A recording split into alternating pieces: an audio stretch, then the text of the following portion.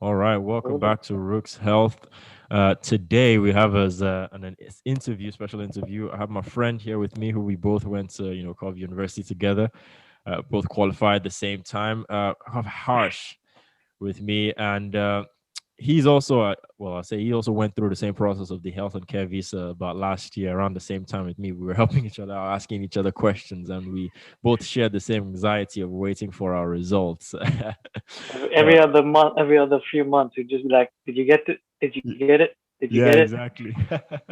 So I brought Harsh on to have a chat with me about the process of the interview process, sorry, the whole job application process, what he found the easiest, what he found the hardest, and if he has any tips for those who are actually about to go through the process. Now, for those, I'll let him introduce himself in a second, but I think the information that we'll be providing in this video will be relevant for those who are either physiotherapists, or you don't have to be a physiotherapist because, again, if you check out the other videos I've done, the health and care visa is fairly similar for all of them, but obviously we'll be giving our physio experience. Yeah. So I'll let Hash introduce himself, and then we'll carry on from there. As Farouk said, my name is Harsh, and I am a band 5 physiotherapist at Watford General Hospital, currently working in orthopedics. And yeah, as Farouk said, I'm from Kenya, so I had to go through the same process of finding a job, applying for visa, waiting for the visa, and then starting. Yeah, and with the pandemic, it became 10 times longer, Yeah, as you know. yeah, yeah, exactly. I think that was, I think we've covered that before. Even with the pandemic, times increased. The visa website, it says 3 weeks, and I'm pretty sure we both waited a longer than 3 weeks before we got our results back. I think like 5 months. Yeah, a very, very long time before we even got our results back. But the Yeah, fortunate part of the health and care visa is that you can start working as long as you submitted your yeah, application. you can start with, yeah. That's That was the main thing about it, that you could literally start working as soon as you applied for it. Yeah, exactly. If it was the day, if you, as long as you're, I think it was your visa, your own, because we were on student visas, as long as that had not expired. So I think Yeah, my student yeah, visa expired on the September 9th, and then which is my birthday, same. coincidentally. Same. If you submitted yours before, Yeah, because as long as you apply before September 9th, you mm. should be fine to stay in the country and start working. Yeah, yeah, absolutely. And I think for a lot of people who are about to go through the process, it can be a bit difficult going through it by yourself. And I was going to ask you, did you have to go through the whole process, by yourself? Did you have any outside help, or was it all you? Nah, before when I was speaking to you, you said you did it through a lawyer, and I was second guessing whether I should do it by myself or do it through a lawyer. And then I knew someone who 1 or 2 years ago had to apply for a year visa for work, and they did it through a lawyer as well. Yeah. So I'm like, I don't really want to stress myself out about getting the right documents, not getting the right documents, or leaving something out, and then all of this just falls apart. So I thought I might as well just get a lawyer as well.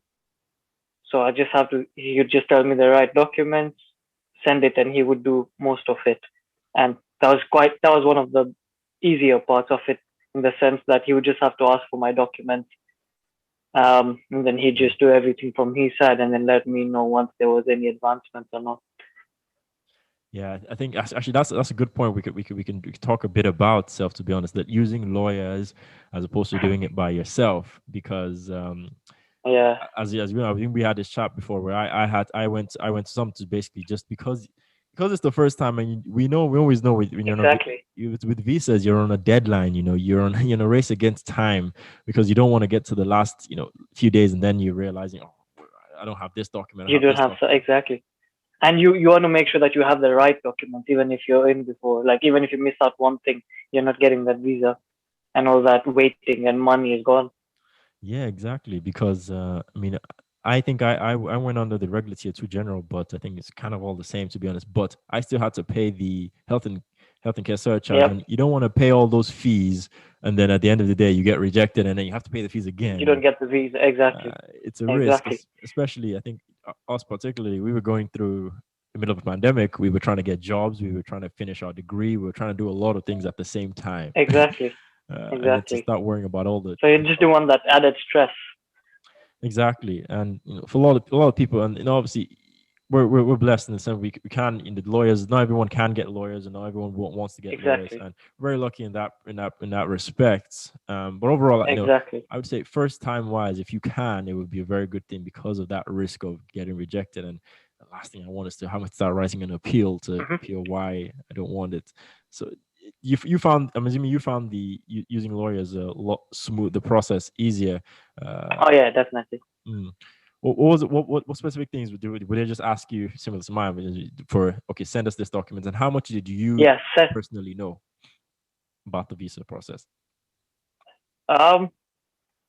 To be fair, yeah, I knew what I had to send. I knew why I had to send it, and like obviously you can go to the gov.uk website to see what you need, and Yeah, yeah, I would just send them what I knew I needed to give them, and then they would always counter check and tell me if it's right or wrong. Like especially with the bank statement, because you need a certain amount of money.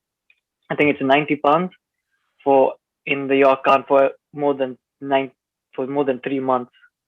yeah, it's a certain amount. I don't remember the specific number, but I remember what you're talking about, where you have to Yeah, have X amount of money in your account for X amount of period, yeah. at least 3 months, for you to. I think it might be £200 or 300. Yeah, it was a certain number. And yeah, I remember I had a problem with that, and then he would just let.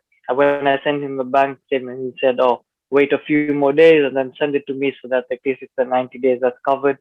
And then he'd also check my certificate of sponsorship. He'd check the letters. He'd check my English stuff. But I think because we did it straight through uni, we didn't really have to send any English qualifications or anything. Yeah. Um, and yeah, and passport, you just send him a photocopy. Yeah, exactly. For me. It was also very similar. So I think my process was the only part you will need to that we needed to really focus on was getting the job. Getting the Yeah, job because they won't. Most lawyers that I know, particularly because they're not recruitment, and that's I think some people mix that up and think that no, you get a lawyer, they'll help you get the job as well. My lawyers always make it very clear that they're not going no, to help you get the job; they're going to help you get the visa. yeah. So for me, I got the job first, Yeah. and then I got my lawyer after that. Once I decided what I want to do, so I didn't start looking into a lawyer at first. I didn't even look at the visa process, to be honest, before I got the job, because I didn't know if I was even going to get it or not. So I was just thinking, oh, that I knew I just had to get a sponsor Yeah. basically, and the trust that I would apply to is willing to sponsor me. That's the only thing I was looking at when I was applying, and nothing else in terms of the visa. Yeah. I think my mind was similar, but a bit different. Where I kind of had some contacts before then, but I was looking roughly at the. Um, I'll be honest. Even now, I know more now about the health and care visa than I did when I was applying Hmm. because they mostly worked on that part, and I was only liaising with them over there. They'll tell me why, and I'll ask certain questions. But getting the job obviously was the part where you needed the heavy lifting. You needed to find which whether you're where you're applying to, if they sponsor visas, that was a big one. If they Yeah. sponsor your Hmm. visa, where they are, how far are you willing to Exactly. travel, things like that, yada yada yada, the whole nine bars, and that would be your primary focus. And I think using a lawyer kind of lets you focus on one thing particularly because again, it was a very trying time. I'll be honest, where you have multiple things you're running or doing at the Exactly. same time. And I think with using the lawyer, you had that one thing you wouldn't have to worry about, because you Yeah, would just send them the documents that then sort everything from their side out and liaise with the government officials and yeah, everything, and you can focus on the other things about maybe trying to find out how long you need to travel, what you need, where you'd be staying, and stuff like that. yeah. And I think some people always forget that period of especially if you're finishing your student visa, for example, that period of you where your tenancy, for example, your tenancy in your university halls or wherever your accommodation is ending, and you need to find out where you're moving next to. You also need to find maybe intermediary place. Maybe some people have, you stay with family, stuff like that in between, and then you Yeah, also have to think about where you're going next to, looking for that exactly. if you're successful. So sometimes there are a lot of different unknown factors. I think that's what I found during that last year's practice. So having one element of it being sorted out by someone who knows what they're doing a lot more than myself, It was quite good.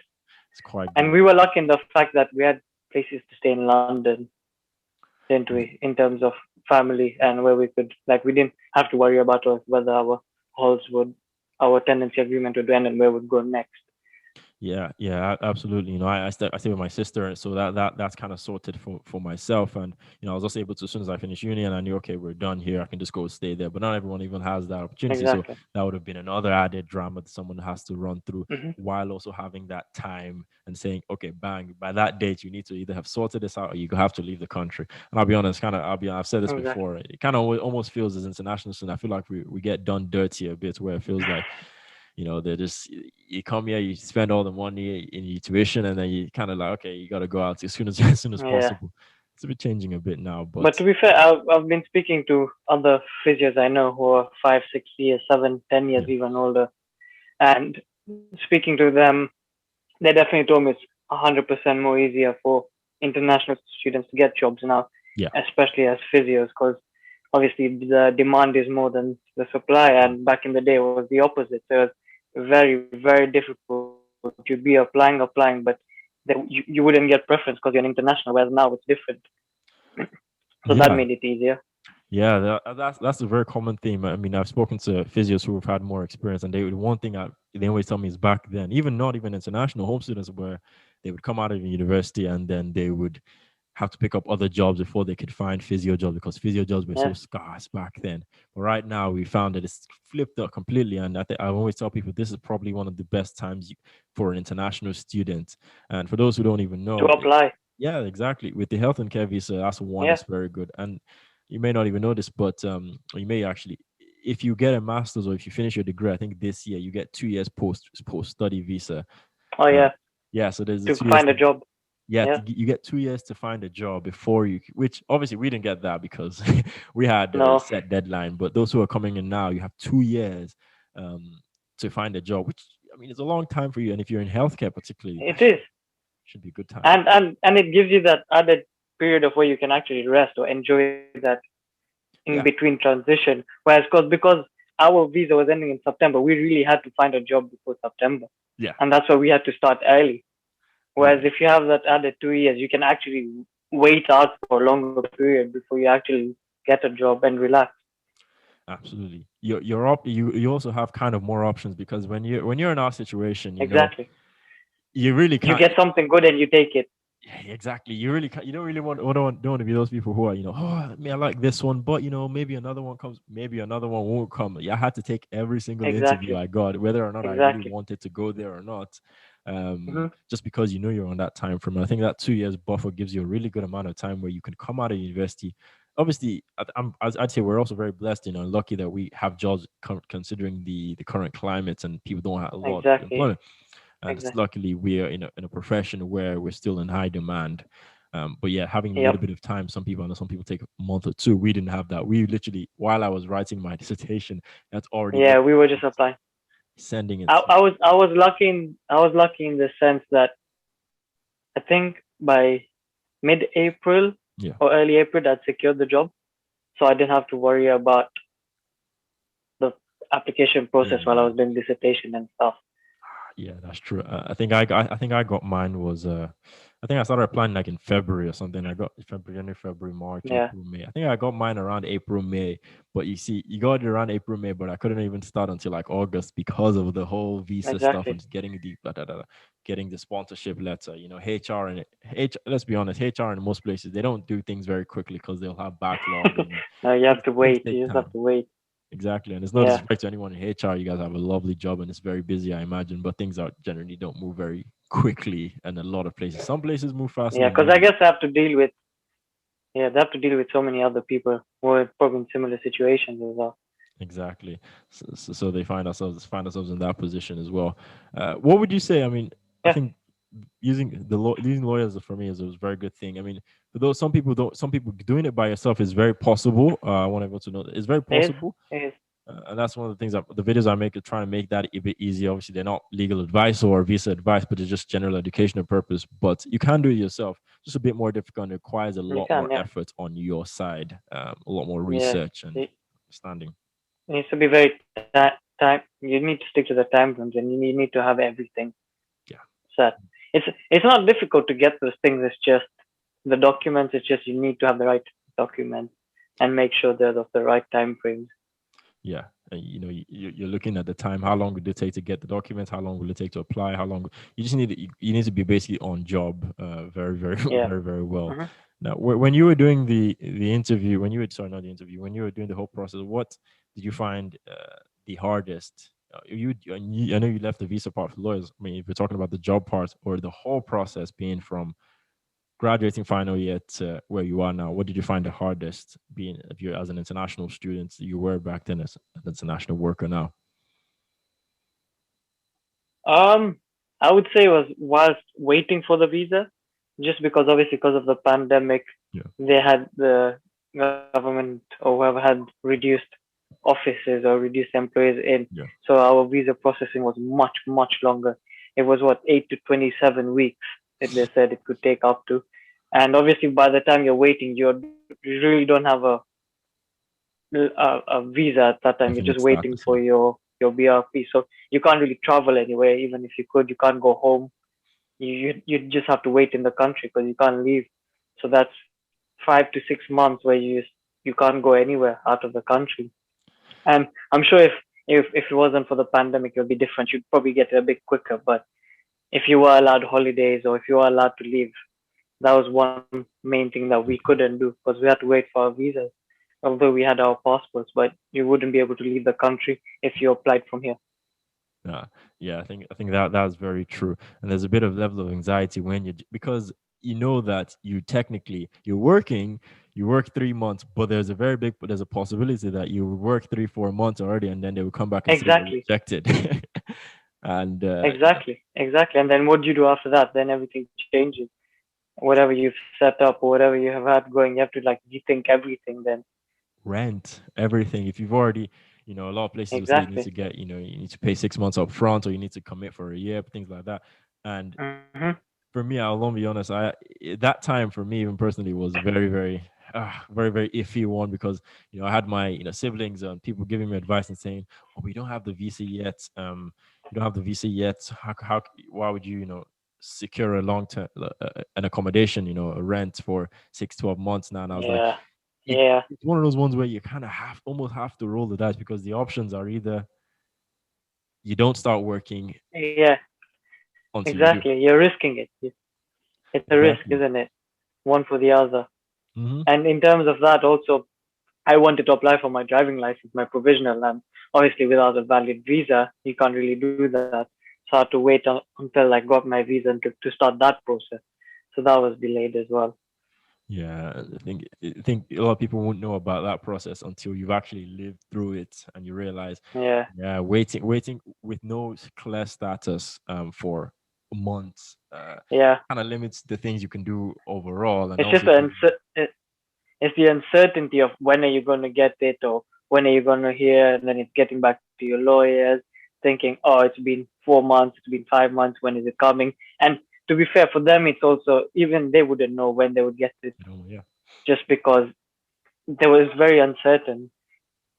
it's very insensitive. Yeah, they don't know as well. So you're calling them, and they're just only saying, we'll try and send us something and try and figure it out and try and figure. Uh, Yeah. Quick one. Did you need to go through the IHS, the health surcharge, out of curiosity? Or you No, were okay? Yeah, you didn't go through that no, system. because you did the normal one, and I did the new health and care visa, didn't Mm, I? Where it was meant to be mainstream for health service workers. mm, It was meant to be quicker. There was a dedicated team, but I guess at this current rate, it was all the same. Like it took the same time for you and took the same time for me. yeah, And the only good thing was I didn't have to pay the the health surcharge, which is what, £400 a year, so like yeah. £1,200. All I had to pay was £200 or something, or like £80 for the visa, Oh, and that was it. yeah. I had to pay the But then whole. obviously Mhm. that factors into me paying the lawyer's fees. But even that's still just like it's so much less compared to paying the health surcharge. Yeah, yeah, But yeah. you can claim it back, can't you? Yeah, they sent it back. So it's a very interesting thing. And I told you that like a week before when I applied this week, the health and care search visa came into Exactly, the next place week. next week. Yeah, But the lawyers, the people I was consulting with, they just said, we'll just do it now. It doesn't really matter. They'll give you back it later. And they did give, but it did take exactly. time, as you would expect. It's not disrespect to the government. Anything, in a pandemic, everything will take longer than it probably needs to take, Yeah, or it normally would. refunds always take longer than normal. They take the money very quickly. That takes about 5 seconds.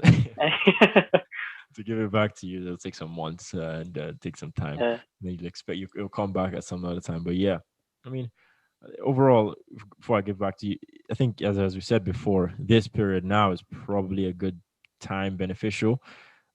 I say a good time as best as possible because we're still kind of we're still in a pandemic and we're still seeing coronavirus cases and a lot of uncertainty, especially for university students now. So for those, Mhm. we'll talk about two quick before we wrap it up things up. We'll talk about two categories. And you have any advice for those who are in university now, for example, healthcare students, physios, OTs that are actually about to Mhm. start that whole process? What do you think they should be aware of um, going into it? The whole jobs, visa, bank process. I would just say obviously research what you would need, research. Always be one step ahead. Know what you need, especially for international students, for the visa stuff. Factor that into account, especially if where you're applying to the trust is willing to sponsor your visa. Hmm. Because I know some trusts don't, and it just depends on the trust from trust to trust whether they sponsor your visa or not. Because that'd be a massive factor. Because for you to get your visa, you need a Yeah. sponsor letter. Um, I'd say also try to begin as early as possible. Yeah. You don't have to get going as soon as possible, but start seeing where you'd want to do. Start looking at how the whole job process is. Speak to your peers. Speak to lecturers. Speak to your placement educators about when they would be giving out jobs and how to start. The NHS website, the job website, is a good place to start. Just to look to keep an eye out on any jobs. And even if you don't want a job that's Yeah. available, there's no harm in applying because you can always gain experience from it. You can always, if you do get rejected, you can always ask the trust as to why you got rejected and what you can do better. And yeah, that's what I would say. Yeah, I think it's very solid advice. Is even if you don't see one, just apply for it. Get the experience of what the job application is, and this goes for anyone who's trying to get a job. Get the Exactly. experience, see what happens. If you don't get it, ask if what went wrong, so that you can take it on to the next place. Because again, as international students, like even saying this, your options are not as vast Very limited. as They're limited. Yeah. they're limited, and it's the reality of it. We don't get the luxury of being able to apply for every single job that's out on the market. You have to take into considerations things and if you don't know something, Mhm. you don't want to then just end up wasting your time applying for all the jobs. And because you look at football clubs and you apply for all the jobs in the academy teams, and then you find out none of them sponsor your visa. So where do you go from there? You've just wasted your Exactly. time. Exactly. And if you do get to the interview stage, I'd say that that'd be a very important question to ask about what the visa process is, whether the trust's HR team can help you with that, whether they'd be willing to sponsor your visa, Mhm. and it would just be a good way to gauge out what the process would be from their side, Yeah, I think just so you have an very idea. that's actually a very good one. I think a lot of people need to know is that even though I think I've said even though the hospital the employer sponsors visas, you need to make sure that they know how to sponsor your visa and if they're how much willing they'll Yeah, be and to if help. exactly, because I think what I thought was prior to all of this, when they say sponsor your visa, I thought they meant that they would cover the fees as well, but Mm, that's not how it works. Is you have to pay for your own fees and your own visa, but sponsoring is just getting a letter and giving it to the um, government agency saying that we're part of the trust and we're willing to take on this international and um, to provide like identification that they're in the trust and they'll be willing for the visa. yeah, exactly. There's a lot of things you read, and the documents of the government documents. They're I'll say they're straightforward, but they're not very straightforward at the same time. Where you read a lot of things because Yeah, there's a lot of information on it, so you might easily get lost, or if you don't know something, you need to ask someone. And that was a good one where you'll think, oh, they'll pay for something. They might not actually pay. Some places I've heard they will pay for some things, but that's exactly, you need to know exactly what specific place you're dealing with, particularly, exactly. because you don't want to be basing Yeah, it off somewhere else, and then you're not prepared enough when it actually should be. You should know what you're doing at that point. exactly. And I would say on the websites of where they say they have the documents and what's needed, there's a PDF document about, it's like 40, 50 pages long about um, detailed methods and documents of what's going to be needed. So obviously on the website there'll be just bullet points and superficial, whereas the document will have what's exactly needed underneath each document, Okay. and they normally change it. Um, I, I know they recently updated, and then they always write which is updated. So it's always good to check in case you need something more, you don't need something, or something's been updated. Because Yeah. that's what I did for the healthcare visa to find out, like, because in the sponsor letter you need, in the additional details, the trust needs to write that the participant is eligible for the health and care visa. So that's something you would need to tell the HR team. Yeah. Um, Yeah. and you Exactly. need some sort of proof of writing that from the trust that you are eligible for the health and care visa. And I Yeah. think that's what I found a bit more difficult as well. Mm. Yeah, yeah, exactly. Things all is the communication aspect, and you need to make sure that any special thing that they are considering as well. Because I think I remember on mine as well. I can't remember exactly, but there was like a line of that specific things pertaining to my own specific case that they had to add on to it just to make sure. Because Yeah, again, the HR team, they're really gonna only help you provide a sponsorship letter, basically, which details yeah. the job role, salary, base of operation, da da da da da, dot dot dot. Mhm. Rest is really up to And you. that's I would say, give yourself a lot of time in ahead before you're applying, just in case anything changes. You have that security. Rather, if you leave it towards the end, you're just panicking for no reason. Yeah, exactly, and that's panic is never your friend, as well as we know. Panic. You never want to do things from a position of weakness. You want to do it from strength, where if you do it early enough, worst case happens, something goes wrong, you still have time to recover, and you're not putting yourself on a Exactly. And if you're spot. panicking, you might make a mistake and give the wrong document or something. So you always just want to give yourself plenty of time. Exactly. I think that smashing is very on point there with that. Just give yourself enough time. I'd say, if you're a student now, I mean, what month are we in now? We're in April. You probably should Yeah. already have started applying for jobs now. If you're a final year student, you probably should have already. But I mean, the climate has a bit changed a bit in the sense that you have that possibly 2-year post study visa. I don't know if it applies for those who are already studying now, but I know absolutely those who Uh, are coming I in. think it's if you, I think if you apply now, I think it starts. Yes, the I 2 years don't think post. if you're in second year, it counts to you. There was this, I think it started last year or it Oh, started this if year. you I'm not started too your sure. degree last year, isn't it, or something like that? Yeah, because it wouldn't, for like second and third years. I don't think it would be added to it unless they go for masters or Yeah. That's true. Unless you go for master, so it really and truly doesn't really apply for you guys. So it's just you'll be kind of in a similar boat with us, just doing things early. And but thanks a lot, Ashley. I yeah. think that was very good advice. Do you have anything else to add before we head out? Where we can find you if you have any questions or anything like that, or regarding yourself, or any last words of inspiration for people who are about to go through the process? um, I would say apply to jobs that have a good rotation base in the sense that cover everything. Yeah. Because I know everyone comes out of uni thinking that they have something they want to do, but then it's always good to keep your bases covered in the sense get your experience. Because if you don't try it, you don't know. Um, and it's always a good way to just find out what you want. And it doesn't have to be a long term thing. It can all be short term. Because working in hospital is not for everyone. Yeah. And yeah, that's what I'd say is just look at the pace carefully where you're working. see if it's for you, see if it's something you'd enjoy, see if they're providing that extra support and they have good rotation.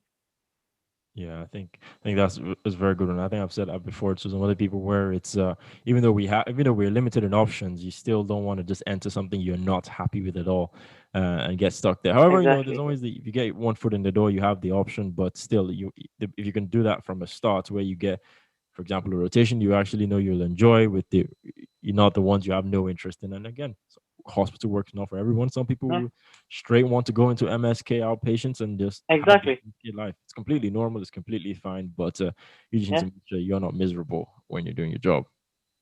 yeah. Brilliant. Thanks a lot, Harsh. For that, I You're think it's very welcome. important, very important stuff we've mentioned today.